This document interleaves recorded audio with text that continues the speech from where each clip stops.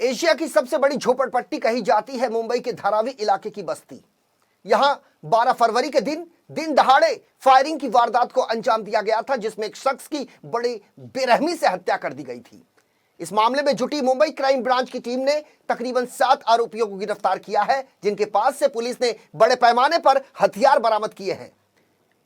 खास बात यह है कि गिरफ्तार 7 आरोपियों में से एक महिला आरोपी भी शामिल है। पुलिस ने गिरफ्तार आरोपियों के पास से 2 पिस्टल, एक देसी कट्टा, 22 जिंदा कारतूस, एक मोटरबाइक समेत कई धारदार हथियार बरामद किए हैं।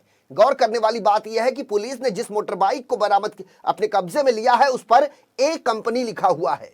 आपको बता दें कि 12 फरवरी को धारावी में आमिर अनीश खान नाम के शख्स पर 2 लोगों ने ताबड़तोड़ कुल 8 गोलियां चलाई, जिसमें आमिर अनीस खान बुरी तरह से जख्मी हो गया। घायल आमिर पर फायरिंग उस समय की गई जब वो शौच के लिए खाड़ी की तरफ जा रहा था। तथाकथित हमलावर आमिर खान पर फायरिंग करने के बाद बाइक पर सवार होकर मौके से फरार हो गए। घायल आमिर को नजदीकिया लोकमान्य अस्पताल पहुंचाया गया, जहां इलाज के दौरान अगले ही दिन उसकी मौत हो गई। इस मामले की जांच कर रही मुंबई क्राइम ब्रांच 5 के अधिकारियों को बड़ी कामयाबी मिली है, जिसके बारे में डीसीपी नीलोत्पल ने कहा कि जांच के दौरान पुलिस ने संदिग्धों के पुराने मोबाइल फोन और सोशल मीडिया अकाउंट्स की पड़ताल की। गोपनीय सूचना के आधार पर एक आरोपी को गुजरात के सूरत इलाके से गिरफ्तार किया गया, जबकि एक महिला समेत 5 अन्य आरोपियों को ठाणे जिले के मुंब्रा, मुंबई के कुर्ला और वडाला इलाके से गिरफ्तार किया गया है।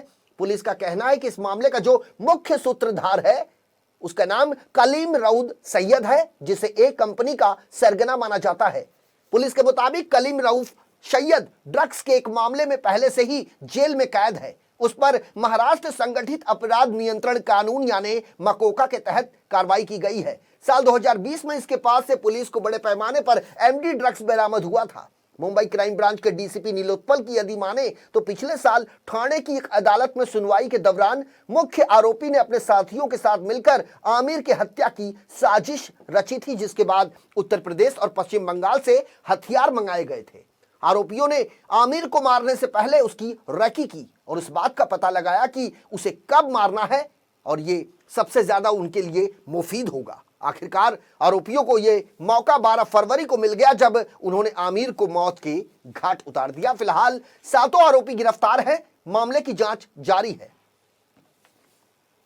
12 फरवरी 2022 को धारावी परिसर में पीला बंगला के नजदीक दिन दहाड़े एक गोलीबार की घटना हुई थी, जिसमें एक इसम आमिर अनीश खान, इसके ऊपर 8 राउंड फायर किए गए थे।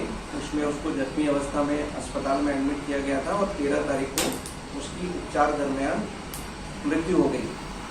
समानांतर तपास पैरेलल इन्वेस्टिगेशन जो यूनिट 5 क्राइम ब्रांच की कर रही थी, उन्होंने अच्छी इन्वेस्टिगेशन करके अभी तक में 6 पुरुष आरोपी को सूरत, गुजरात और मुंबई के अलग अलग ठिकानों से अरेस्ट किया है और उन आरोपियों से एक गावठी कट्टा, 2 पिस्टल, 22 जीवंत राउंड और गुने में वापस की गई एक मोटरसाइकिल जिसपे के कंपनी लिखा हुआ था, वो अभी तक हस्तगत किया है। माननीय पुलिस आयुक्त बृहन मुंबई के आदेश से कल ये गुना पुलिस स्टेशन से क्राइम ब्रांच को ट्रांसफर किया गया है और उसकी आगे की तपास यूनिट 5 गुने शाखा कर रही है।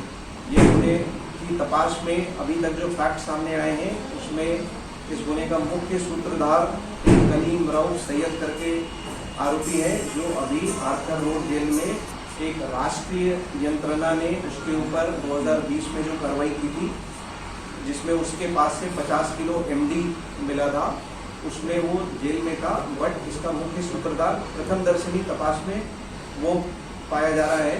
3 तारीख को 3 जनवरी 2022 को जब उसकी थाने कोर्ट में पेशी थी, तो सभी पुरुष आरोपी उससे मिलने के लिए गए थे और ये मृतक की बढ़ती दादागिरी के बारे में उसको बताया था।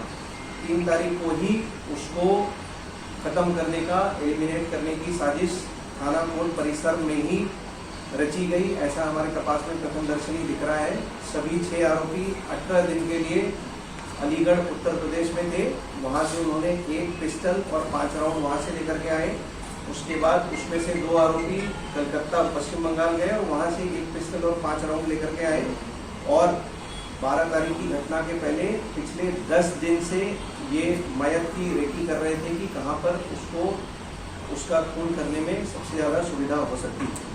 10 तारीख को वडाला की खाड़ी में जो वेपन लेकर के आए थे उसकी डेमो फायरिंग की गई और एक राउंड वडाला खाड़ी में फायर करके वेपन की इफेक्टिवनेस चेक की गई। 12 तारीख को जब 10:30 बजे मयत संडास के लिए जा रहा था उस समय उसके ऊपर 8 गोली फायर की गई, जिसमें से 5 गोली उसको लगी और इस गोली लगने के कारण उसकी अगले दिन अस्पताल में मृत्यु हो गई।